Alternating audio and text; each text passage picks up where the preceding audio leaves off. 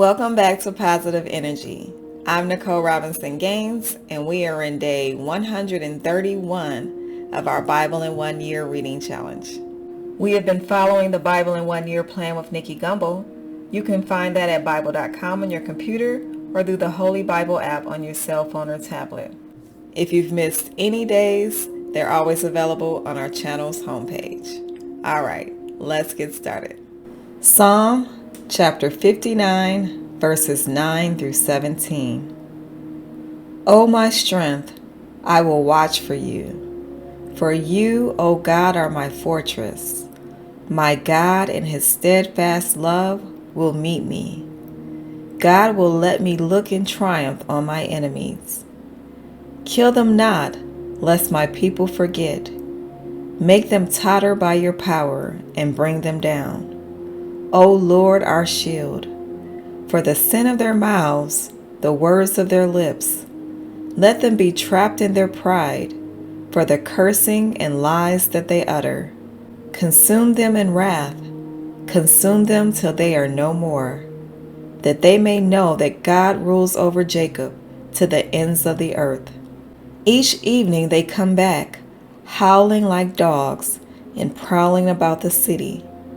They wander about for food and growl if they do not get their fill. But I will sing of your strength. I will sing aloud of your steadfast love in the morning. For you have been to me a fortress and a refuge in the day of my distress. O my strength, I will sing praises to you. For you, O God, are my fortress, the God who shows me steadfast love. John chapter 6, verses 60 through 71. When many of his disciples heard it, they said, "This is a hard saying. Who can listen to it?" But Jesus, knowing in himself that his disciples were grumbling about this, said to them, "Do you take offense at this? Then what if you were to see the Son of Man ascending to where he was before? It is the Spirit who gives life. The flesh is no help at all. The words that I have spoken to you are spirit and life, but there are some of you who do not believe."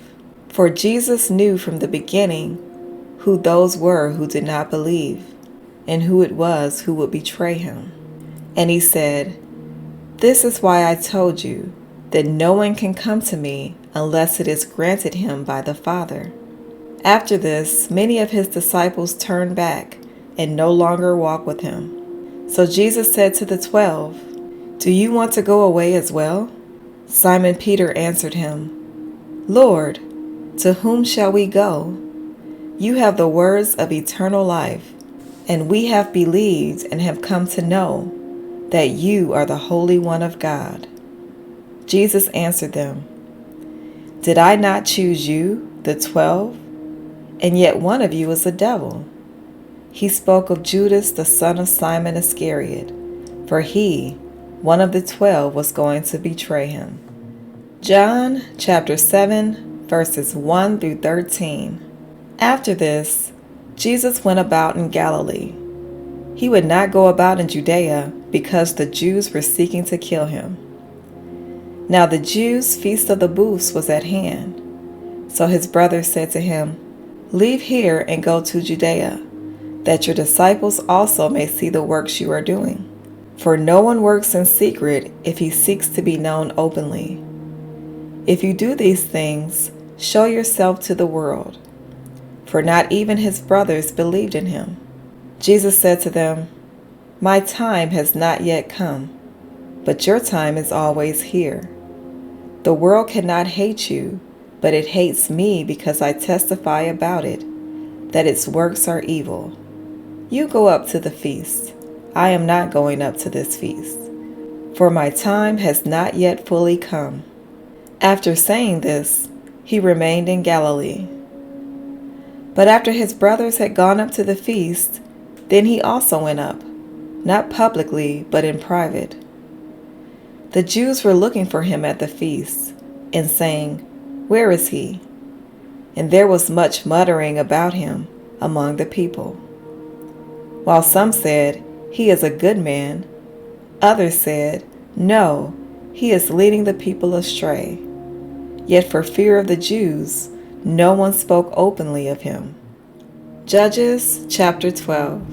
The men of Ephraim were called to arms, and they crossed to Japhon and said to Jephthah, "Why did you cross over to fight against the Ammonites and did not call us to go with you?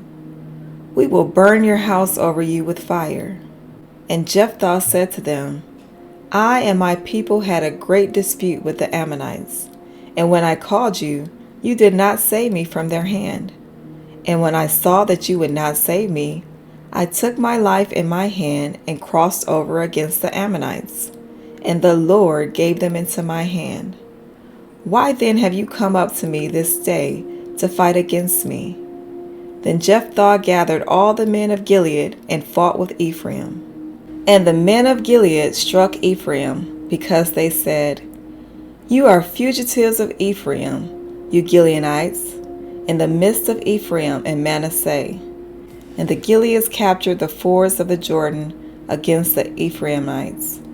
And when any of the fugitives of Ephraim said, "Let me go over," the men of Gilead said to him, "Are you an Ephraimite?" When he said no, they said to him, "Then say Shibboleth." And he said Siboleth, for he could not pronounce it right. Then they seized him and slaughtered him at the fords of the Jordan. At that time 42,000 of the Ephraimites fell. Jephthah judged Israel 6 years. Then Jephthah the Gileadite died and was buried in his city in Gilead. After him Isban of Bethlehem judged Israel. He had 30 sons and 30 daughters. He gave in marriage outside his clan, and 30 daughters he brought in from outside for his sons. And he judged Israel 7 years. Then Ibzan died and was buried at Bethlehem. After him Elon the Zebulunite judged Israel, and he judged Israel 10 years.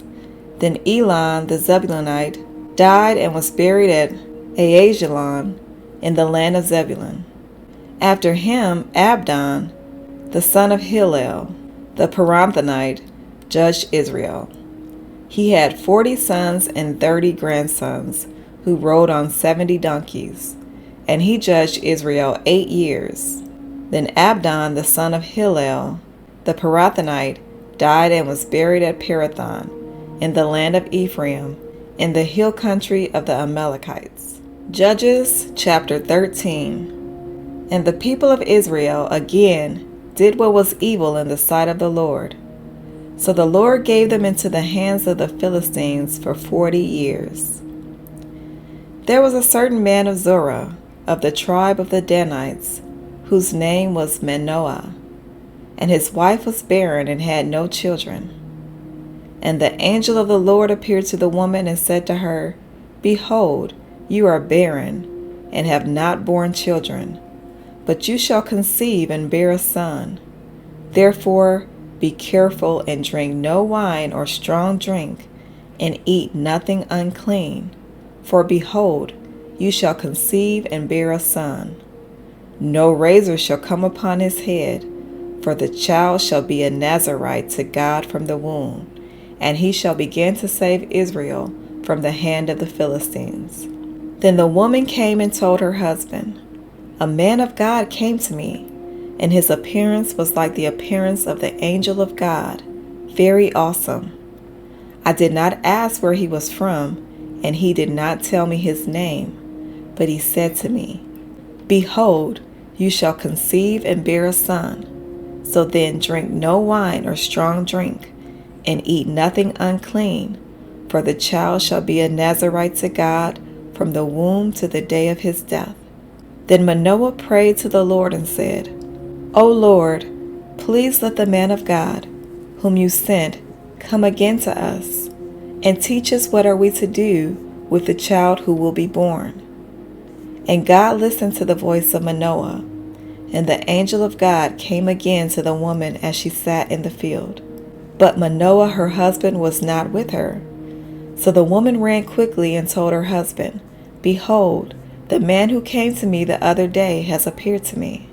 And Manoah arose and went after his wife, and came to the man and said to him, "Are you the man who spoke to this woman?" And he said, "I am."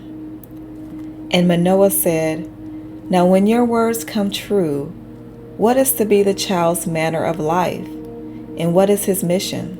And the angel of the Lord said to Manoah, "Of all that I said to the woman, let her be careful.